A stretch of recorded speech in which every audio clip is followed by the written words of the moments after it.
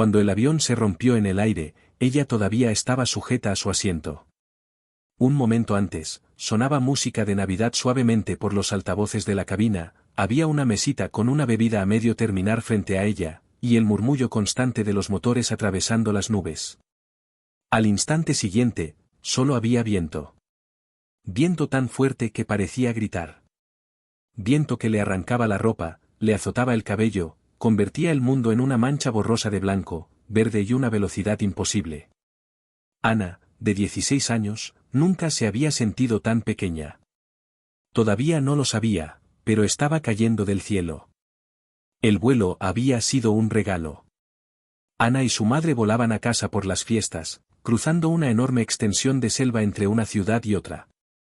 Se suponía que sería un viaje corto y sencillo. Solo unas pocas horas entre la puerta de embarque y el abrazo de la familia que las esperaba al otro lado. A Ana le encantaba volar. Le gustaba ver cómo el mundo se convertía en un mapa allá abajo, los ríos como líneas plateadas, las montañas como sombras, las ciudades como pequeños racimos de luz. Ella y su madre iban sentadas lado a lado, hablando en voz baja y compartiendo bocadillos de una bolsita de plástico que habían llevado a bordo. Su madre, una mujer tranquila, de ojos cansados y sonrisa suave, miraba de vez en cuando por la ventanilla hacia las nubes. «Parece un cuadro», dijo. Ana asintió. No sabía que esa sería una de las últimas cosas que escucharía decir a su madre. Entraron en la tormenta sin aviso. La turbulencia, al principio, parecía una broma. Pequeños sacudones que hacían reír a algunos pasajeros y agarrarse más fuerte al reposabrazos a otros. La voz del capitán sonó por los altavoces, calmada y profesional. «Señoras y señores, estamos entrando en una zona de turbulencia. Por favor, permanezcan sentados con el cinturón abrochado». Ana se abrochó el cinturón, como le habían enseñado. Las sacudidas empeoraron. Las tazas tintineaban. Los compartimentos superiores vibraban. Un bebé empezó a llorar 3 filas más adelante. Alguien se rió demasiado alto, ese tipo de risa que la gente usa cuando intenta fingir que no tiene miedo. Los relámpagos se encendían afuera, abriéndose paso entre nubes que habían pasado de blanco suave a un morado oscuro y amenazante. Luego vino el primer golpe de verdad. El avión cayó de repente, como si hubiera atravesado una trampilla invisible. Se escucharon gritos ahogados por toda la cabina. Un carrito de comida se levantó del suelo, chocó contra el techo y volvió a caer. El estómago de Ana se elevó hasta el pecho. Miró a su madre. El rostro de su madre estaba pálido. Su mano apretaba la de Ana con fuerza. «Está bien», susurró. «Es solo turbulencia». No era solo turbulencia. La tormenta se tragó el avión. La lluvia martilleaba el metal. El viento arañaba las alas. Las luces de la cabina parpadearon y se apagaron por un instante antes de volver con un tono amarillo enfermizo. Una mascarilla de oxígeno cayó del techo sobre la cabeza. Cuando Ana abrió los ojos, pensó que seguía en el cielo. Sobre ella ya no había azul, sino un verde profundo y cambiante que se movía con el viento y dejaba pasar la luz del sol en manchas irregulares, como si alguien hubiera roto el cielo en pedazos. Le dolía la cabeza. Le dolía la espalda. Tenía un sabor a hierro en la boca. Durante un largo instante, no recordó dónde estaba ni cómo había llegado allí. El mundo se sentía raro, demasiado silencioso después del caos rugiente de la tormenta y del metal desgarrándose. Entonces, los recuerdos regresaron de golpe. El avión. La tormenta. El sonido de algo partiéndose. La caída. Su mano voló hacia el pecho, buscando algo, a alguien. «Mamá». No hubo respuesta. Ana seguía sujeta al asiento. La fila de 3 asientos había caído boca abajo, medio enterrada en una cama de hojas y ramas rotas. De algún modo, el cinturón había aguantado. De algún modo, su columna no se había roto. Con los dedos temblorosos, tanteó la hebilla del cinturón hasta conseguir abrirlo. Se deslizó del asiento y cayó al suelo de la selva. Las piernas apenas la sostenían. El aire olía a tierra mojada, a plantas, y a algo más, un leve aroma a humo, distante. Bajó la vista hacia su propio cuerpo. Un pie estaba desnudo, el otro aún tenía un zapato. Su vestido estaba rasgado. Tenía brazos y piernas cubiertos de moretones y pequeños cortes. Su ojo derecho estaba hinchado, y en la clavícula había una herida profunda y pegajosa de sangre seca y fresca. Pero estaba viva. No debería estarlo. Eso se lo dirían todos después. En ese momento, no se sentía afortunada. Se sentía, fuera de lugar. Como si estuviera en un sitio donde no debería existir. La selva no estaba en silencio. Al principio, Ana pensó que sí. Después de la tormenta, cualquier cosa parecía silenciosa. Pero a medida que su oído se acostumbró, se dio cuenta de que el bosque alrededor estaba lleno de sonidos. Insectos zumbando en un tono agudo constante. Pájaros gritando en lo alto. Hojas que se movían cuando algo, invisible para ella, se deslizaba entre el follaje. Y, debajo de todo eso, como un murmullo lejano, escuchó otra cosa. Agua. Un río. O un arroyo. Algo que corría. El pensamiento no llegó como una palabra, sino como un recuerdo. Sus padres eran biólogos. Ana había crecido rodeada de libros y documentales sobre la selva, sobre ecosistemas y sobre cómo se sobrevive en lugares que no perdonan errores. Su padre le había dicho una vez. Si alguna vez te pierdes en la selva y no sabes qué hacer, busca agua. Síguela. Los ríos llevan a la gente. Ella tenía 10 años cuando escuchó eso. Le pareció el principio de una historia de aventuras. Ahora, bajo la luz rota de la copa de los árboles, ese recuerdo se sentía como una cuerda lanzada a alguien que se está ahogando. Ana llamó a su madre hasta que la voz se le convirtió en un susurro seco. Buscó por la zona cercana, tropezando con raíces y troncos, apartando helechos y lianas con las manos temblorosas. Encontró pedazos del avión. Un trozo de pared aquí. Un reposabrazos allá. Parte de un compartimento superior, abierto como una cáscara rota. Encontró un zapato que no era el suyo. Encontró silencio donde deberían haber voces. Nadie respondió a sus gritos. Nadie gritó su nombre. La verdad se fue acomodando sobre sus hombros poco a poco, como un peso que no se podía sacudir.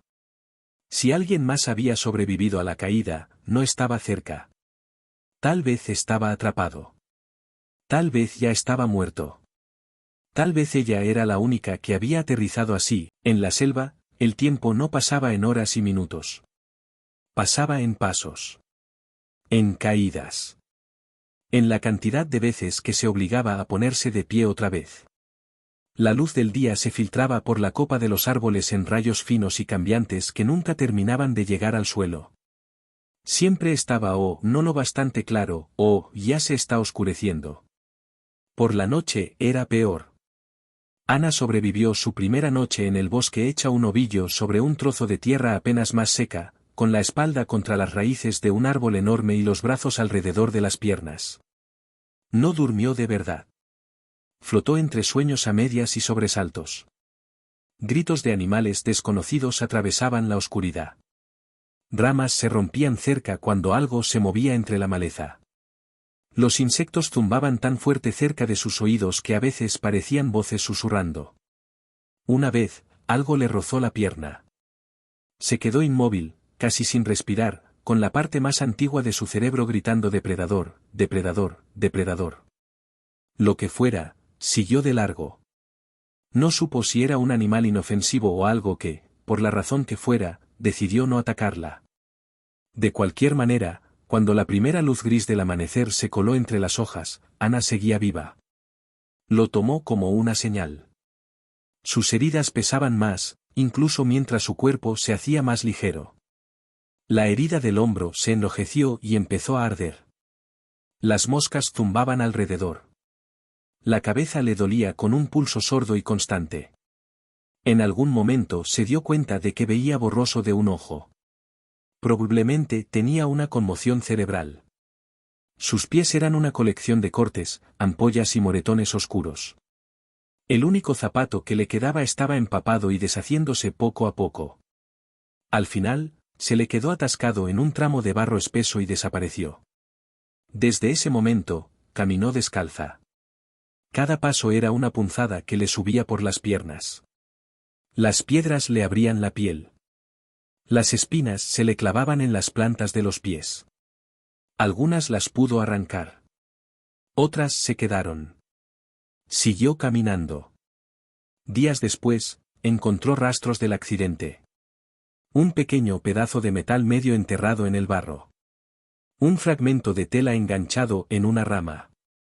Una vez, los restos quemados de una parte del fuselaje, enrollada en los árboles como una serpiente de metal negro.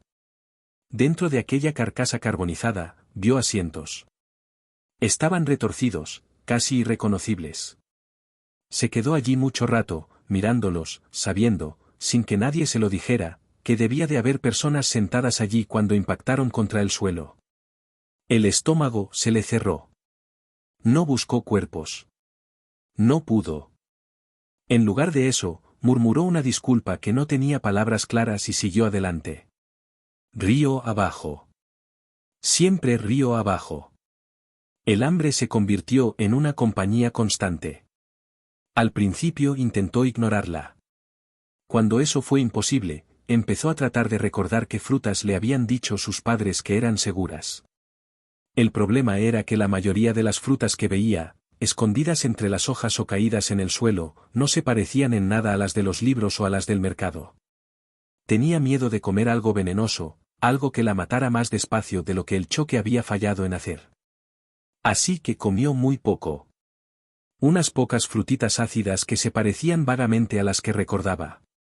Un puñado de nueces que reconoció de excursiones con sus padres. La mayor parte del tiempo, bebía agua y caminaba. Su cuerpo empezó a consumirse a sí mismo para mantenerla en pie. Primero la grasa. Luego el músculo. Los brazos se le adelgazaron. Las piernas le temblaban con más frecuencia. Pero su mente, de forma extraña, se mantuvo clara. Pensaba en su madre. Pensaba en su padre. Pensaba en las personas que estarían buscando los restos del avión. No pensaba, ellos me van a encontrar. Pensaba, voy a hacer que sea más fácil que me encuentren. Quedándose cerca del agua. Moviéndose. Negándose a morir en silencio en un punto perdido donde nadie miraría jamás. Al 10º día, escuchó un sonido nuevo. Al principio era apenas un murmullo diferente dentro del ruido habitual de la selva. Un zumbido. Bajo. Mecánico. No era un insecto, ni un pájaro, ni el viento. Ana se detuvo y escuchó. El zumbido se hizo más fuerte. Salió de entre los árboles hacia un tramo un poco más abierto junto al río y miró hacia arriba. Por un instante, lo vio, un helicóptero, oscuro contra la franja pálida de cielo, cruzando su pequeño pedazo de mundo. El corazón se le disparó. Agitó los brazos, gritó, saltó, cada movimiento costándole una energía que ya casi no tenía. El helicóptero no redujo la velocidad. Pasó de largo, siguió su rumbo y desapareció detrás del muro de árboles. El silencio volvió. Durante un momento, se quedó quieta, vacía. Hubiera sido fácil decidir, en ese instante, que estaba equivocada, que nadie venía, que nada de lo que hacía importaba. En lugar de eso, hizo lo que llevaba haciendo desde que el avión se partió en el aire. Siguió avanzando. El final no fue un gran rescate con cuerdas y cámaras. Al final, la supervivencia se redujo a algo pequeño. Casi sencillo. Una curva en el arroyo. Un giro en la vegetación. Y un hombre. Ana seguía el curso del agua, como siempre, cuando vio movimiento más adelante.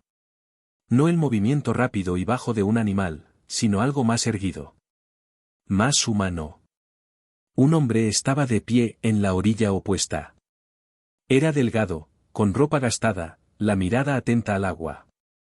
Un habitante de la zona, Alguien que pertenecía a la selva de una forma en la que ella nunca pertenecería.